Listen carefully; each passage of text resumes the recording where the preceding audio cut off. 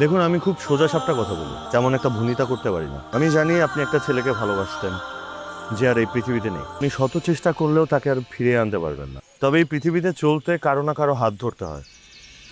আমি ছেলে হিসেবে মন্দ না, তার উপর আমার পরিবার আমার বিয়ের জন্য পাত্রী খুঁজছে। আপনি যদি চান আমি আপনার বাসায় আমার পরিবারকে পাঠাতে পারি।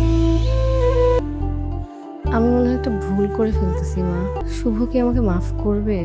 আমি তো শুভকে ভালোবাসি মা, ওর জায়গা আমি কাউকে দিতে চাই না। কিন্তু মা, ছেলেটা না হুবহু ওর মতো করে কথা বলে, ওর মতো করে চলাফেরা করে মা। তুমি শুভকে যদি সত্যি ভালোবাসো তাহলে আমি তোমাকে বলবো সত্যি সত্যি তুমি মুভ অন করো। কারণ শুভ কোন অবস্থাতে চাইতো না তার অরুণী খারাপ হয়।